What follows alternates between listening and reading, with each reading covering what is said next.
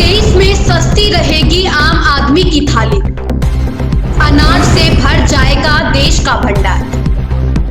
खुशी दे रहे उत्पादन और सप्लाई के आंकड़े। नमस्कार, आप देख रहे हैं EH न्यूज नेटवर्क और मैं हूं आपके साथ ज्योतिका।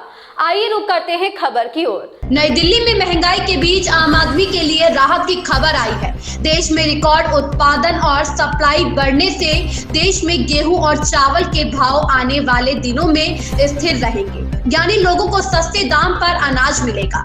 मौजूदा फसल वर्ष 2022 से 2023 में भारत का गेहूं उत्पादन रिकॉर्ड 112 मिलियन टन छूने की संभावना है, जो पिछले वर्ष की तुलना में लगभग 5% की वृद्धि दिखाता है। मौसम की अनुकूल स्थिति, बढ़ता रकबा और जलवायु की बुआई के कारण प्रोडक्शन बढ़ा है।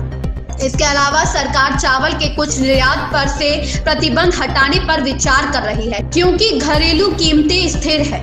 इस बीच फूड कॉर्पोरेशन इंडिया ने आज की बढ़ती कीमतों पर अंकुश लगाने के लिए इस महीने आटा मिलों जैसे थोक खरीदारों को 2 से 2.5 मीट्रिक टन गेहूं की खुले बाजार में बिक्री करने का फैसला किया है।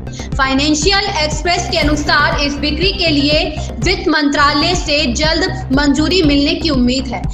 करनाल स्थित भारतीय गेहूं और जौ अनुसंधान संस्थान के निदेशक ज्ञानेंद्र सिंह ने कहा, जलवायु अनुकूल किस्मों की बुआई, वर्तमान में अनुकूल मौसम की स्थिति और गेहूं के तहत थोड़ा अधिक रकबा इस साल के गेहूं उत्पादन को रिकॉर्ड 112 मीट्रिक टन तक पहुंचा सकता है। सरकार हटा सकती है चावल के निर्यात पर से प्रतिबंध। 31 दिसंबर 2022 से मुफ्त राशन योजना को बंद करने के सरकार के फैसले के बाद FCI के पास बफर के मुकाबले चालू वित्त वर्ष के अंत तक 3 मीट्रिक टन अधिशेष गेहूं का स्टॉक होने की संभावना है। भारत ने घरेलू आपूर्ति सुनिश्चित करने के लिए पिछले साल मई में गेहूं के निर्यात पर प्रतिबंध लगा दिया था। गेहूं की खुदरा महंगाई नवंबर 2022 में सालाना आधार पर 17.6% बढ़ी।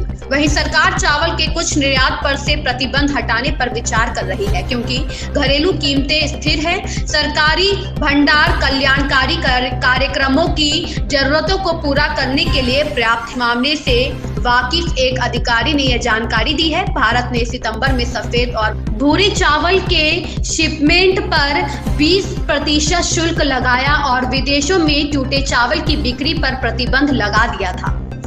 इस खबर में इतना ही। मिलते हैं दूसरी खबर में EH न्यूज नेटवर्क के साथ।